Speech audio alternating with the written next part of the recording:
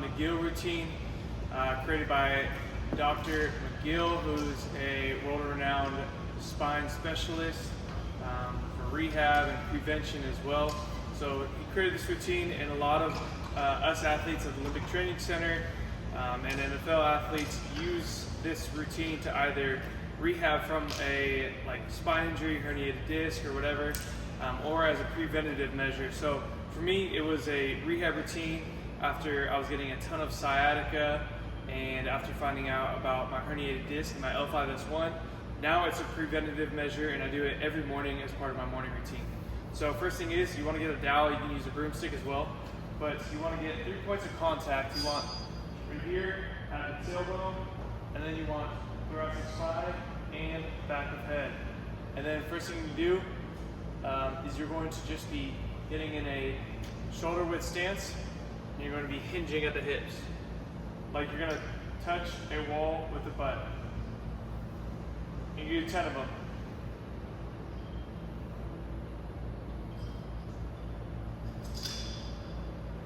The whole goal is to keep 3 points of contact, and if holding it right here and here hurts your back at all, just change your hands. The whole point is just to have 3 points of contact. All right, the next one is airplane. So the same thing, you want the contact right here, 3 points, and you want to be moving around one hip. So if you need to balance on something, feel free to grab onto something, but ideally you want to have that same spine, and you want to keep arms right here, and this is what you're doing. Hold on to something if you need to, or use the dowel. If you don't need the dowel, this is where you're going to progress to. It's 10 of them. Just moving around this hip right here. 4.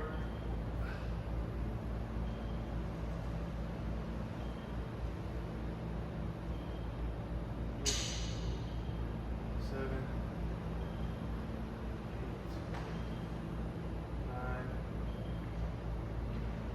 10. All right, right here, other leg. We want cross-leg count.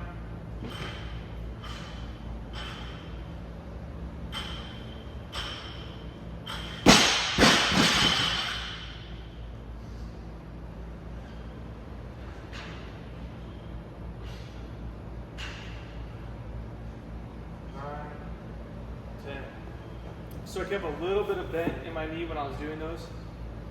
Just something to keep in mind. All right, next one. Keep it on the back again. We're gonna go to our knees right here.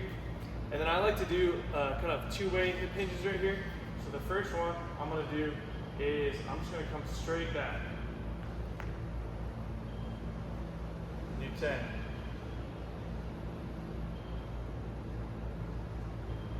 Again, we're just pretty much moving through hips and knees. This is teaching hip hinging. It's a great progression and retraining how to utilize your hips for any Olympic or powerlifts.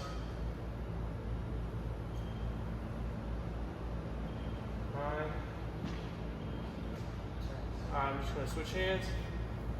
And the next thing I'm going to do, now I'm going to go more on hip hinging. Above that. 4.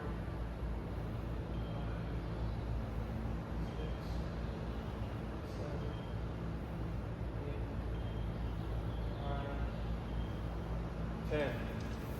All right, from here, we're gonna do cat camel. Arms shoulder width apart. Knees right underneath you, hands right underneath shoulders. You're just gonna do 10, real slow.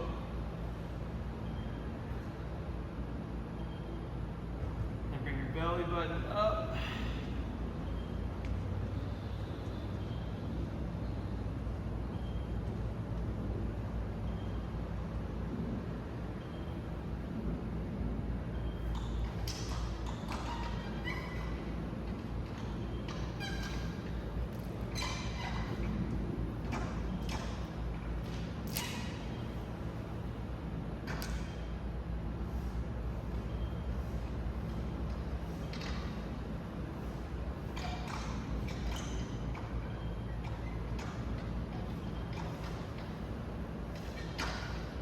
like to also, like from this position or from up here, kind of move side to side, like tail of the head.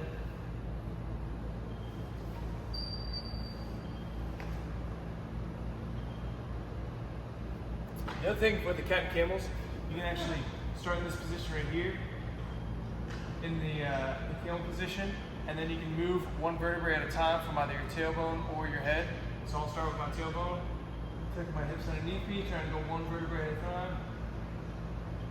Belly button's coming up to in between my stomach, beneath my ribs, and right here, and then back the other way, using my head.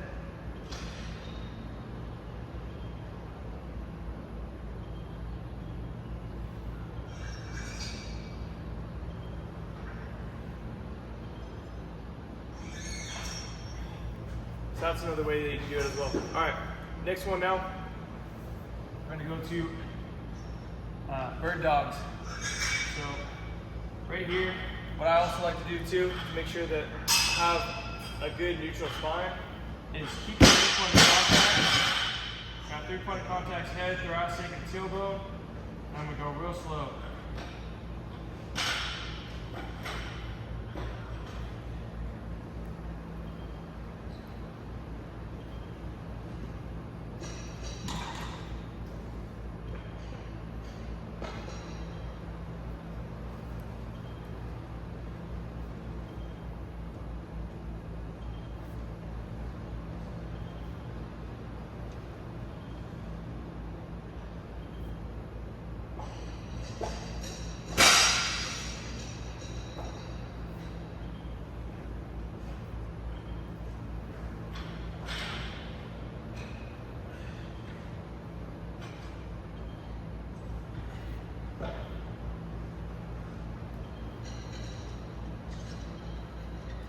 Good thing is you kind of get like good feedback, body awareness. You saw me correcting it, so then what I was doing was kind of like resetting my scaps to try and find a good position, and in my spine too. So it's good feedback, telling you where you're at in your body. All right, the next thing we're gonna do is dead bugs. Come right here on your back. You should have just a little bit of space right here. It's okay if it's touching too, but you don't want to be like this. You don't want to be able to fit your full hand underneath. So, have neutral spine, engage your core, hands up. You're gonna alternate arm with hand. So right arm, left leg, left arm, right leg, 10.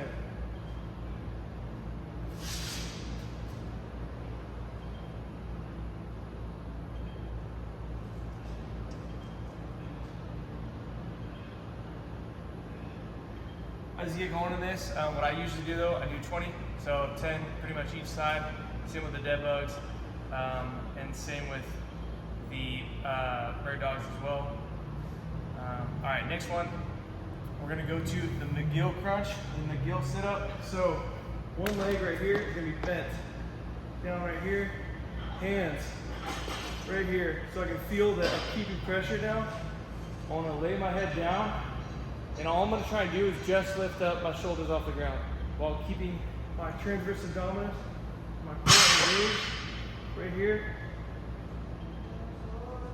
Lift up right here.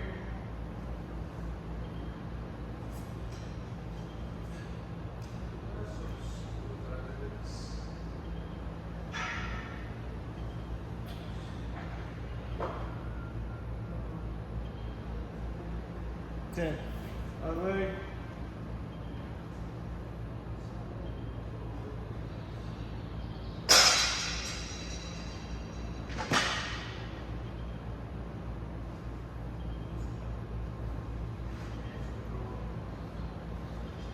Cool. Let's do that. Now we're gonna do side plank. So what you're gonna do is top leg is gonna be in front of you.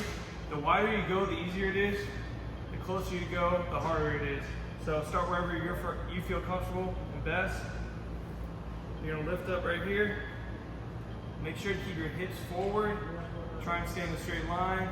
Engage right here in your core, your obliques. And then you're gonna count to 30 or have a timer. So I'm just gonna count my head.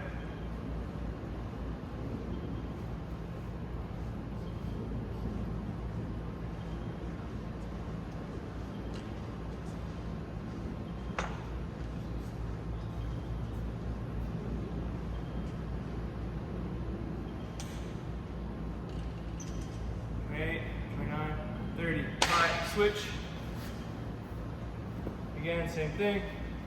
Top leg is in front, back leg behind, and I'm pushing in with my adductors too. They are engaged, again, obliques. Feel obliques engaged, hips forward. Count 30.